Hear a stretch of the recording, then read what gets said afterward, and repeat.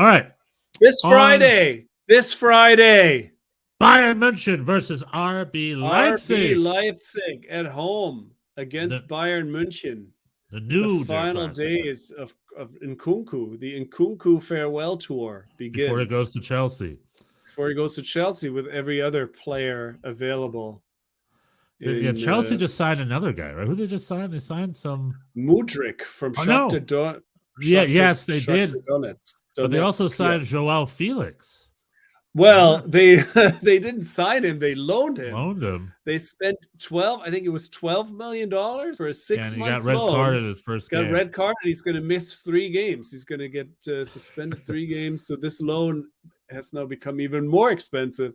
But the only reason I bring this up is because our boy Christian Pulisic is sitting there, and Chelsea's just stacking and hoarding all these offensive players for him to just keep going deeper and deeper on the bench. So, he's got to go. Maybe he needs to go to Brighton Hove Albion. We'll see.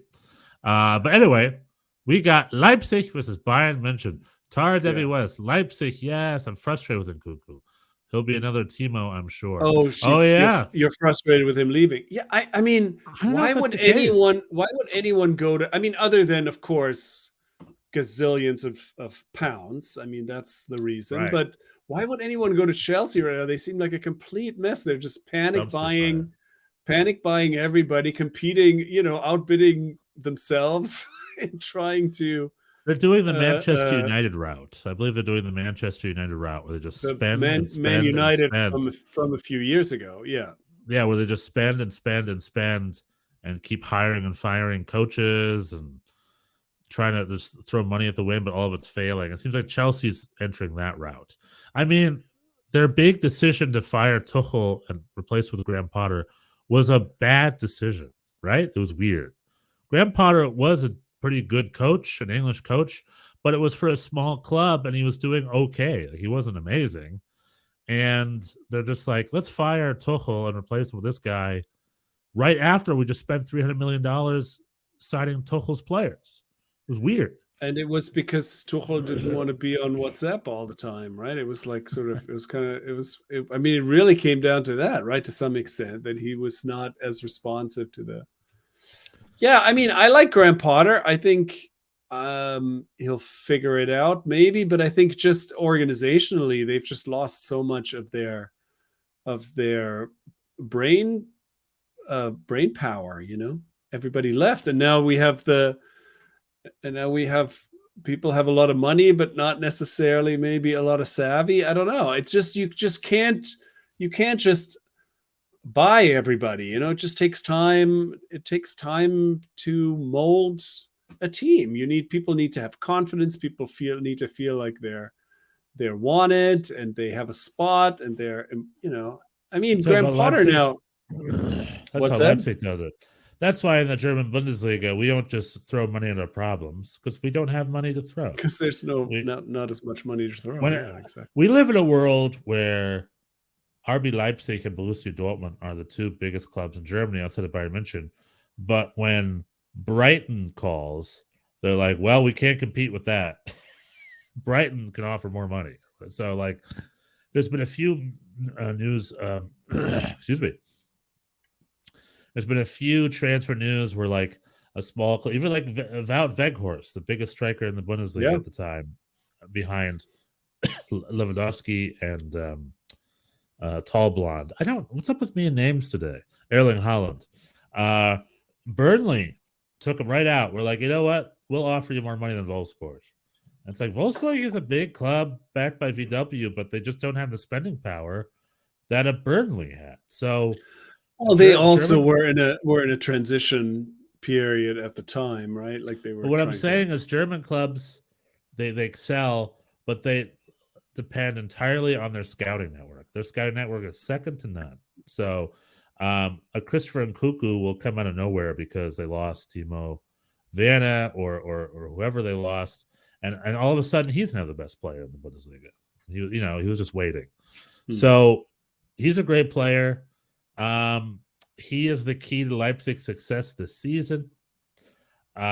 We'll see. Sebastian Haller is finally ready to play again, I think, for Borussia Dortmund. Yeah, he got scored a bunch of goals in a preseason. His testicles are fully healed. That's good to. They grew back. It's nice to they see. Grew back. I think the way it works is they chopped them off, so they grew a new pair. But like the other guy who's playing a little fire under his belly at Borussia Dortmund. He got one from Mats Hummels and one from Nico Schlotterbeck. Yeah, Schlotterbeck. And then Schlotterbeck's like, "Hey, give me my Schlotterbeck." Hey. I want to see Gio Reyna. I want to see Gio Reyna play with a fucking fire under his belly. Because he's like, you know what? Screw all you guys. Watch me play week in and week out in this top flight. Watch me score 3 goals against Bayern München. Gonna take it all out on poor Augsburg on Sunday. Little Augsburg, who's been having a great season since they got rid of Ricardo Pepi. I know Bremen's going to Köln. Let's look at these. Let's look at a couple of these matchups here. But the Bayern Leipzig one, that's the explosive one. Let me look at the table because Bayern did it at the beginning of the season. Bayern was struggling, but right before the World Cup break, Bayern München finally gave themselves not just on top of the table, but a little bit of space again. So let's see. Yeah, but what's the goalie situation? That's the other big talking point. Nagelsmann was saying today, if anything happens to Sven Ulreich, they got nobody. So they're still looking for Jan Sommer, perhaps. And RB Leipzig is 28 points. Bayern München first and 34 points. Mm-hmm. Leipzig in third. So that'll cut the deficit in half if RB Leipzig win this weekend.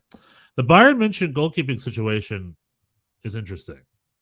Sven Ulreich was there last time when they needed it. Like, he replaced him last time. So he's done it before. It's not new for Sven Ulreich to come in and become to replace Manuel Neuer when he has a broken leg. We've done that before. He did that, 2 or 3? He did it right before the 2018 World Cup, right?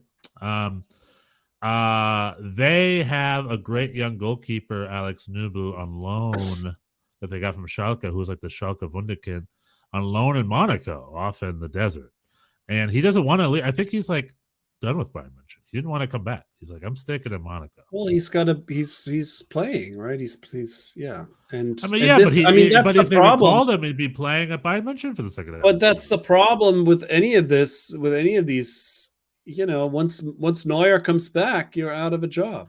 That's why the Jan Sommer thing is ridiculous. They offered him a contract through 2026 or something, 2027.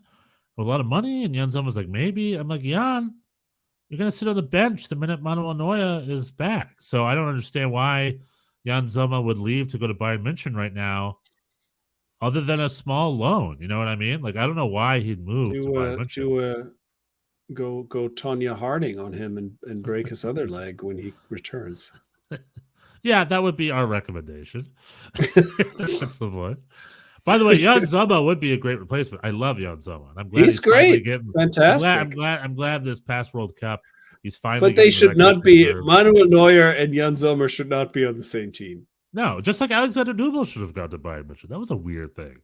Remember that? He was like the starting Schalke keeper. Yeah. And then Bayern München signed him, and then Bayern München's like, we'll give you a game a month. And Manuel Neuer's like, I'm not giving up a game a month to anyone. Well, Neuer is, he's just showing no signs of wanting to step down. He's no spring chicken. He's 36. But so you could see how he keeps André ter Stegen off the team. Manuel Neuer is a beast. He's very selfish. He's doing great. Well, he's like, this is his spot. He's not going. But you could see how somebody would think, oh, he's 36. I'll sit for a year and then I'll take over this job. But he could also play for 4. He could definitely be. He definitely could play 4 more years for sure. He probably would, just to keep Jan Sommer on the bench. Seems like that. Here's a weird thing, by the way. This just occurred to me the other day. I don't know why. It's like a weird. So Manuel Neuer was at 2014, 2018, 2022. 3 World Cups already.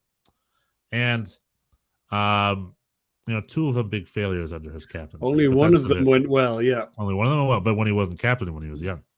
No, in 2010, 4 World Cups. because he was at 20. He replaced an injured René Adler before. Remember, 2010, René Adler was our starting goalkeeper. He got injured. Young Manuel Neuer took over, and the rest is history. So he has 4 World Cups under his belt, which is a lot.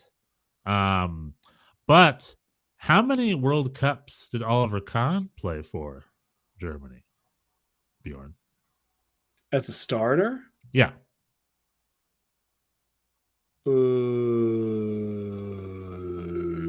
Just one, maybe?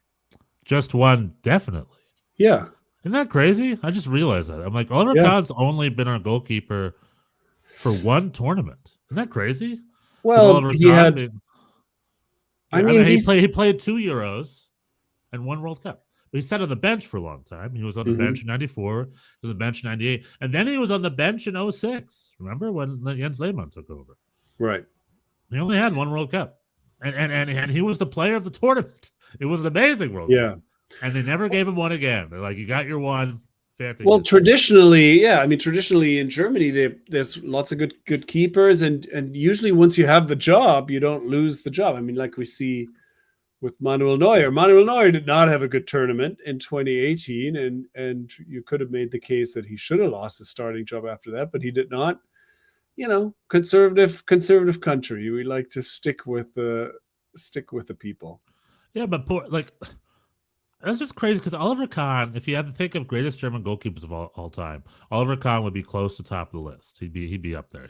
We love Oliver Kahn, but like for whatever reason, Bodo Illner and Franz Köpke, I forgot his first name, Köpke, and Andy Köpke and Andreas Köpke and Jens Lehmann.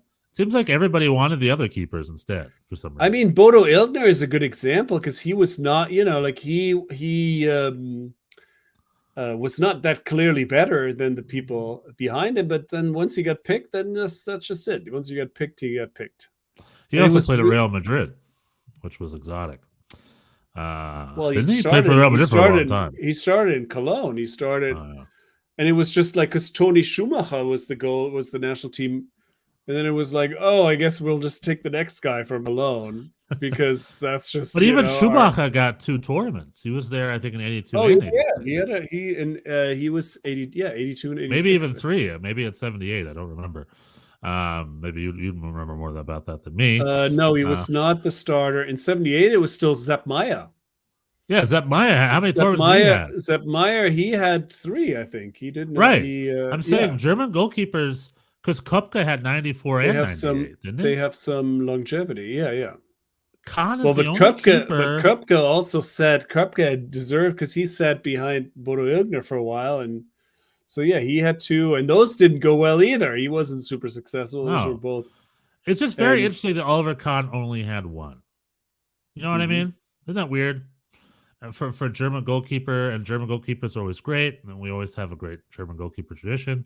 And Oliver Kahn is pretty much right up there, like right by Sepp Maier, right by Manuel Neuer. But he was a bit of a. I mean, he had a great tournament. He only had 1 tournament, but he's a bit of an amazing tournament. He was great, but he was always a bit of a wild card and sort of. Toni Schumacher wasn't? Kidding me? No, he was too. That's true. Big wild. He took out. Yeah. Anyway, in that generation of German players, Oliver Kahn was probably the least wild cardy of all, compared to like Lothar Matthäus or Stefan Effenberg or Stefan Kuntz and all those guys. I don't know. I think he was just part of the gang, just doing what they were doing. Anyway, that was just a random thought I had, and it made me think. It's like, wow, Oliver Kahn only had 1 tournament. Interesting. Right. Manuel Neuer has 4. So, very interesting. Yeah. Anyway, I am very excited. I mean, you couldn't pick a better game. I know this is a good game. I mean, a lot of RB Leipzig, players had a very good. I mean, really, Josko Guardiola stands out. He is probably the Bundesliga player with the best tournament, the best World Cup of any. So. I don't know. Maybe unless who on the French team? No, not the French. Yeah, I was gonna say. I mean, maybe Kingsley Coman or Who was the Well, French or Lucas Kingsley, Hernandez or he came off the bench yeah? mostly. But Yeah, didn't we? Lucas Who was the Hernandez was a little guy? up and down. I mean, nobody has raised their stock during this tournament more than Guardiola. Yeah. Guardiola. Yeah. Yeah. Rebel. I'm trying to think. Was this on? I know it's on. I think it's on ESPN. Part of me thought it was maybe on ABC. You know, I was thinking Oh, of a the Super game. Yeah. Classico. They put Barcelona versus Real Madrid on ABC. It was like cool. But Bayern Munich versus RB Leipzig is this Friday, and here in the United States, it's on ESPN And cable. It's on ESPN Plus, yeah, but it's and also on so ESPN cable, so it should be a big audience should with be a good. bang. I'm rooting for RB Leipzig because I want a little spice. If Bayern Munich wins, they will be 9 points ahead of RB Leipzig, and I just don't want to see that. And So and this Leipzig team is very good, is A, very good, and B, not long for this world because right, all these guys, they're all on their all way these out. guys are gonna, a lot of these So guys. Olmo, right? Danny yeah. Olmo. But RB Leipzig, Tara, is it Tara? Is it Tara? Tara? Please correct my pronunciation. RB Leipzig is built to sell. So these players like Danny Olmo has been there quite a while. I'm surprised he survived as long as he has. And Kunku is fast. Guardiola has already been there for a couple seasons. It seems like the last I heard, it seems like he's gonna stay till the summer. Guardiola. Yeah, I think they're all staying till the summer, I believe. That's I mean, what the German. That's the best the Germans could do. Hopefully. That's the best Germans could do. And Kunku is staying till the summer, right? But yeah, there's some. The relegation zone in the Premier League is quite wide. There's a bunch of teams there that are very worried, and you don't know who, where their wandering eye is gonna land. And Leeds just signed the player from Hoffenheim. Oh yeah, right. Rutte, right. Who I never. So yeah, very interesting scouting because it's like I never rated him all that high. It's just sort of surprising. Yeah, he also. I mean, it's like Arsenal. Yeah. If we're just briefly going back to MLS, Arsenal supposedly is interested in Facundo Torres of Orlando FC, and somebody tweeted, I think it was Paul Harvey again, tweeted today that if Facundo Torres is an Arsenal level player, then Santi Rodriguez formerly of NYCFC is a Real Madrid level player, which I think I agree with. It's like those are not. Yeah, there's some panicked people in England, so you don't know what kind of money they're going to throw around or offer. I think they're thinking of Arsenal de Sarandí, the Ecuadorian club. That's got to be what. That's the only reason I could explain that. We'll see. Yeah. I mean, who knows? I mean, maybe he's like, that guy would be perfect for our loan army that we never play. Maybe it's something like that. But yeah, that is a weird little thing. But no, same with like this Rutte thing. Again, it's like they scout him. It's Hoffenheim. It's Jesse Marsch. He knows those guys. And it's like, okay, but this guy, I think he only has a handful of goals in the last 18 months. I don't know. It's okay. They must know something. It must be his numbers or something. They must see something we're not seeing. I don't know. He's got a high work rate. That's a requirement for Leeds. He's a pressing machine. I mean, that's why Weghorst is attractive to Man United. I don't think they think he's going to score a dozen goals, but he's definitely going to press. And he's a big target man up top. And so I think that's probably. He always sort of struck me as a little, I'm looking for a word that's not as harsh as soft, but like he did not strike me as like a knipser or like kind of a hard-boiled guy that's going to necessarily succeed. Weghorst or Rutte? No, Rutte. Yeah, well, time will tell. Maybe he's a revelation.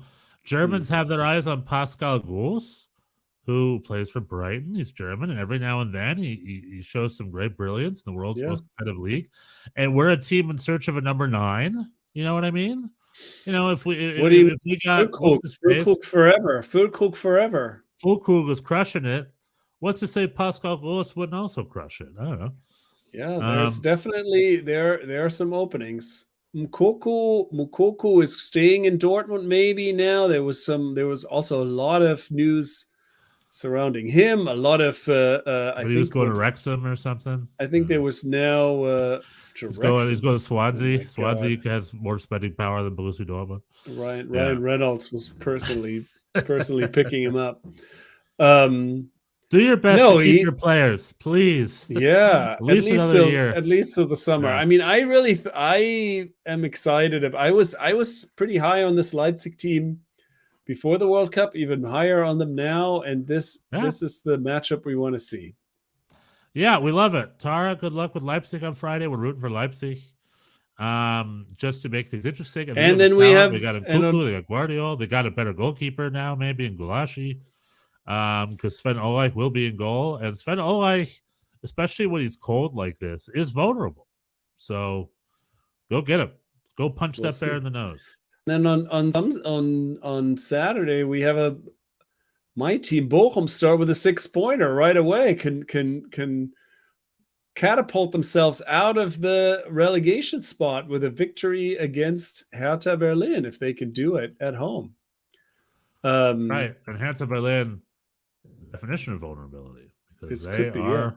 I mean, vulnerable. I am still sort of dubious. I really thought Bochum had no chance of keeping the league this year. I thought our squad was not good enough, but couple victories at the end of the year, we're right back in. Schalke has collapsed, and so I don't know. We'll see. Bochum managed the rare feat of losing 2 preseason games in the same day. They had to, for some reason, sometimes I guess teams like to do that, where so everybody gets some time in on the same schedule. They like to schedule. NYCFC has done that too. Where they just schedule 2 games in the same day so that everybody's on the same rhythm and everybody gets time in. And Bochum did that, and they lost them both. They can all lose together. Yeah, can all lose together. Get used to it. Well, speaking of fans, not only do we have Tara, but first we have Tom is back. I miss you, Tom. Welcome back, Tom. Tom is saying, I'm hoping Union Berlin can pick it up again. Me too. Love Union Berlin. I know. Where are they at right now in the standings? Don't hold your breath. They're fifth. Fifth. I mean, they're only three points behind Freiburg, who are in second. So they could, but I think they definitely struggled. They folded pretty quickly. I mean, after really having a kind of a commanding lead for a while, their form was not good. The break came at a good time for them. Well, I think they're the little train that could. They've been punching above the weight forever. The fact they're in 5th right now is still amazing. There's a batch of guys. So Freiburg, Leipzig, Frankfurt, Union, and Dortmund are all 5 points apart, 2nd to 6th place. So that batch is there. With Wolfsburg and Niko Kovac and Wolfsburg right behind, as Niko Kovac sort of does his return to prominence. Gladbach at 8th, they'll be disappointed in that, right? They've done better before. Werder 9th, they'd be very happy with that. Their return to the Bundesliga has been successful for them. Yeah. Unlike Schalke, which sits at the very bottom with 9 points. Looks like they're about to sink, and looks like all their fans are about to run after them and beat them up at the end of the season again. Oh, no. Tara, right? Thank you, Tara. It's not looking for Schalke. I mean, Schalke is club chaotic. They've never. They need a new manager. Yeah, maybe this came or something. Maybe this came too early for them in their sort of rebuilding timeline. This promotion. Well, Leverkusen at 12th. Remember, didn't they lose their first 5 or 6 games this year with their new? Fun coach. Everyone's excited about. Xabi Alonso is getting it together. Maybe. I mean, that's another team that I thought would do better.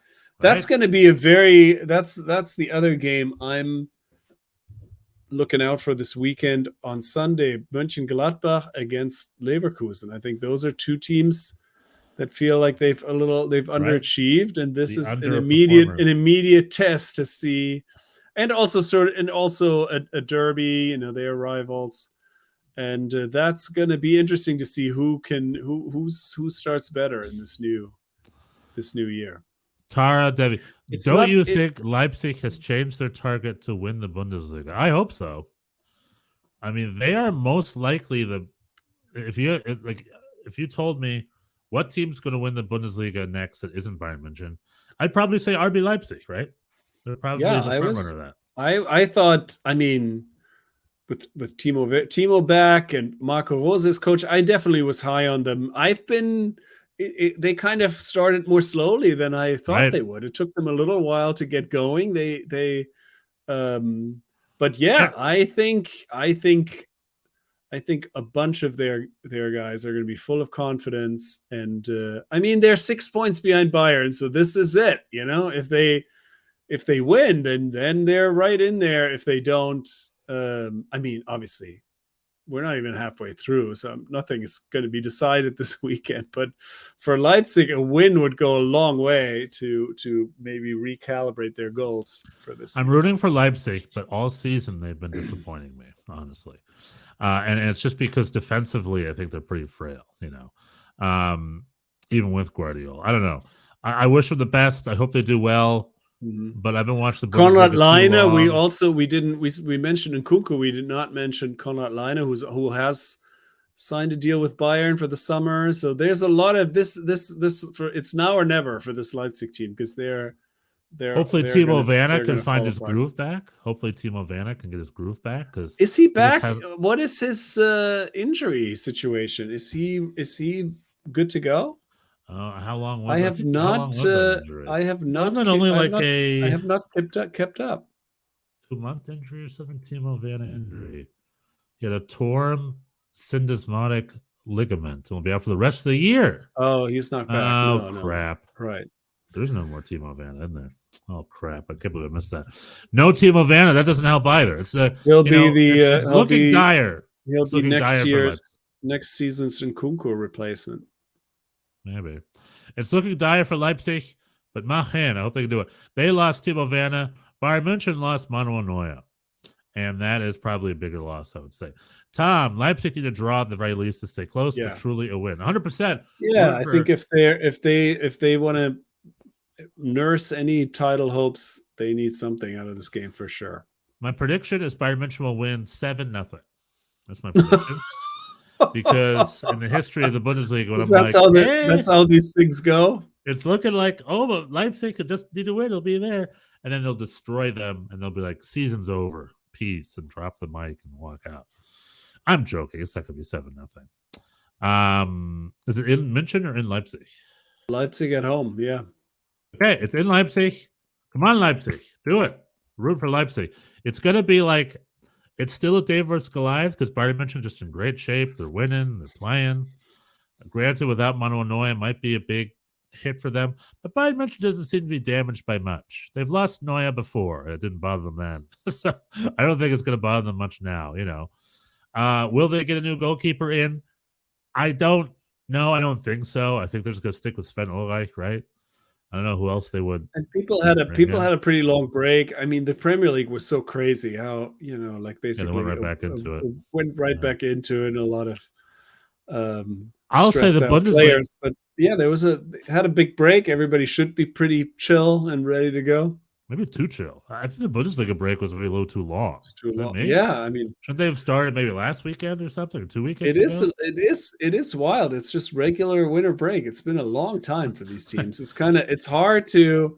But if you're not, it's true. If you're not, if you didn't play the World Cup, this is a long time off. So it's kind of. Yeah, it'll be very interesting to see how this goes. I wonder if that has an effect. I wonder if some of these games will look like preseason games, maybe. But not only are they playing this weekend, but then they're immediately playing on Tuesday and Wednesday. Like, they're going for it. Like, it's an English Woche right away. And that's why I'm like, just play this past weekend. You know what I mean? I'm like, just play this past weekend. Yeah, so, interesting. Who knows? I read somewhere that rumors around Royce coming to Leipzig, knowing Leipzig. I don't think they want Olga. What is the real story in Germany? Royce to Leipzig. Now that would be a freaking transfer of the century. I mean, I don't know where you got that rumor from, but Royce isn't going anywhere. Royce is hanging out in Dortmund. I mean, why would he go from Dortmund to Leipzig? I have not heard that at all. Yeah, I don't know. That'd be crazy. Marco Reus open to joining Cristiano Ronaldo and Shock Al Nasser. Free transfer. Oh, he's going to more. Saudi Arabia. Yeah. That I believe more. I think when it comes to But Germany, he's a Borussia Dortmund player. BVB. He has thwarted moves. I'm sure Bayern München has called him several times. And if you say no to Bayern München, why are you going to say yes to RB Leipzig? You know, Marco Reus and Ronaldo. My God, I mean, that's wild. All right, Marco Reus is injured all the time. I mean, Ronaldo's not long for this. Well, I don't know. That's interesting. I would be surprised if Marco Reus goes anywhere. Saudi Arabia maybe makes sense because he can grab a lot of cash and go somewhere for fun before he retires. His contract's up. I guess. Yeah, I guess he could summer. go. Yeah. He's not signing something else. He wants a little. I guess at this point in his career, he's not going to get a huge contract. But if he signs on a free, he'll get a little bonus. I think these are probably the last. If my agent called me and said, "Where do you want to go in July?" the last country on my list would be Saudi Arabia. That's all I'm going to say. Last week, you were all about the checks. What was I about? Collecting the checks. What for what's this for Aaron Long? You mean? Yeah, for anyone. You were pro going to Saudi Arabia. It's January now. It's not that hot. All right, it's a different. Talking about the heat. Talking about the heat. Everything's changed. What's hotter than Saudi Arabia in July? Saudi Arabia in August? It's hot. I want to go there. Is Moukoko gonna sign for Dortmund? Is he gonna take the deal? Sebastian Kehl apparently has given an ultimatum. This is the offer, take it or leave it. Is he gonna take it? Is he gonna leave it? I don't like that mentality. It's like Moukoko is your future, right? So maybe waltz with him a little bit. What's the deal? Is it like a pennies deal where he can easily get a better deal over at Bayern München? He'll probably go to Bayern München. Are they about to lose another one? Come on, Dortmund. Stop losing your players. Anyway, we got Tom Salzburg giving them a hard time 3 days back. Last minute 4-4 draw for most of the 87 minutes. Salzburg 3, Bayern 1, but Leipzig. Preseason. I saw part of that game. The Bayern München Salzburg game was on YouTube. Here, it was free on YouTube. But you can't preseason. You results, mean nothing. I don't know. Landon Donovan was Bayern Munich's best player that preseason. Preseason when the league started, players. Yeah, preseason is for the players and for everybody to. I mean, yeah, I don't know. I think I'm happy that Bochum lost. I think usually it goes the opposite. I feel like people. Watch out for the team. You know, you can always feel the team is like, oh, we had a great preseason. We won all the Bet against them. You don't want a great preseason. You don't want a great preseason. I think that's. But we'll see. Look at the gap. You want a mixed preseason is what you want. You want your players to get warm, sweaty a little bit, get some good make sure the legs are still good. You want it to be shake the rust out. Let the kids shake their rust out. All I want is a long scene. All I want is that volleyball scene from Top Gun. For 6 weeks, so get out the beach, get some sweat out, do it up, and then when the league starts, then they can start to care and start popping in. Okay, so I'm trying to think. We got a big Bundesliga. We got RB Leipzig going. It's like the WWE main event. The main event: RB Leipzig in Leipzig versus Bayern München. Freitag. Friday. 2:30 p.m. Eastern, 11:30 p.m. Pacific. I think it's on ESPN or ESPN2, ESPN Plus. Tune in. Let's see if Leipzig can pull one. Yeah, we'll see how rusty they are. Timo has played in the latest friendly. Really? What? Interesting. So this Timo thing is a little bit of a. Tara has the info. Well, she is a huge RB Leipzig fan. You are our RB Leipzig consultant. Timo Vanna. Hot news. He's back. Is he back? All this news are from 2 years ago. Well, we'll find out on Friday. I didn't think he was out the whole year, but I had not checked on his. Maybe it was calendar year, is what they were talking about. Oh, interesting. The rest of the year, right. This is my computer always Yeah, it will be switches the to rest of Yahoo. 2022. Yes, that was the calendar year. You're right. Okay, got it. I guess I So was he is. confusing year with season. Yeah, so he's so we trust Tara's reporting here that he was in the friendly, so he'll be back. That'll be exciting. Very exciting. And like I said, can Timo Werner get his groove back? You get Timo Werner get his groove back. I'm excited for Sesko arrival. All right. Who is Sesko?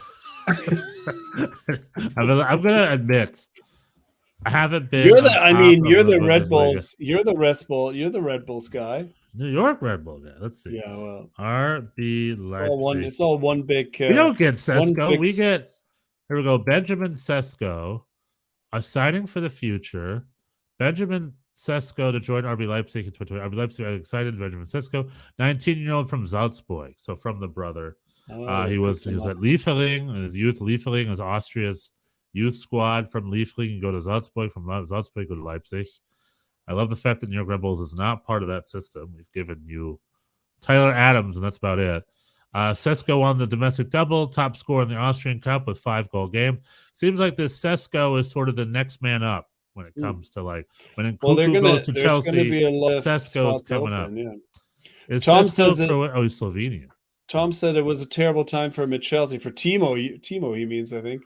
I mean, is anyone having a good time at Chelsea right now? Nobody thought. Oh yeah, Paxton Aronson to Eintracht Frankfurt. Tom is bringing up. Oh yeah, well, I think that's going to be. Right? Yeah, he's going to. I mean, there was a lot of chatter about him. I don't think. I think he's going to be on the first team. I don't know if he's going to start, but the expectations are high. That's typical U.S. media, though. They're like, if you think Brendan Aronson's good, no, this is from Germany. This is in Germany. Okay, well, maybe they just copy and paste the U.S. hype. People, yeah, I mean, who knows? Yeah, there's a lot of. We'll see. Ernst Tyler reveals details of Paxton Aronson's move from the Union to Eintracht Frankfurt. Yeah, we'll see. I would love for him. That happens. Germany plays their kids, so. If Paxton Aronson goes to Frankfurt, maybe he'll play. I'd love to. And maybe he is. Like, the U.S. soccer media has been doing this whole thing of like, you think Brendan Aronson's good? He's nothing compared to Paxton Aronson. I'm like, wait a minute. You mean this guy who plays week in and week out the Prem that is scoring goals and showing up is to be ignored because this Philly Union reserve player is doing pretty good over the reserve squad? It's like, let people play. Let people be people. Play. Let him play for a bit. Any thoughts about Des? I used to draw his portrait a real bit after he left Chelsea. I felt like throwing it away. Oh, you mean Timo? Timo. Yeah. Tara, if you email us the portrait of Timo Werner, we will put it on. So I'd love to see it. I read in Ruhrnach something. Ruhrnachrichten. That used to be the competing newspaper when I grew up. It was the Watz and the Ruhrnachrichten. Oh, those were the local. Well, I don't know. I mean, more local than that. But we don't have time to discuss the New York Times article on the New York CFC Stadium. But there was a New York Times article. Oh my God, that was a nonsense. That was a nonsense. Save that for next time. Speaking of New York Times, okay. We've already been on for an hour and a half. We got 3 viewers. We're on. I mean, I don't want to say goodbye. Do you have any other crazy things you want to talk about? Otherwise, we'll just say goodbye. Oh, I'm sorry. No, I think no. I think we've done it. We're good. Tom, Tara, and perhaps someone else. We got 3 viewers. Some of the other viewers. Pleasure. Thanks for joining us today. We love it when we get to talk and be interactive with other fans in the community. We got the Bundesliga. What other Bundesliga English language interactive YouTube show is there? Honestly, there isn't. There isn't. It's us, Schnitzel boys. Will RB Leipzig be able to topple a Neuer less? Bayern München? Will Timo Werner make his triumphant return? Friday. RB Leipzig versus Bayern München. And then there's other games as well over the weekend. Plenty. And everyone comes back into action. And then Tuesday, Wednesday, they play again. So it goes right into it. The Bundesliga is back, baby. Happy MLK. Yay, not a moment too soon. All right. Good night. Tschüss.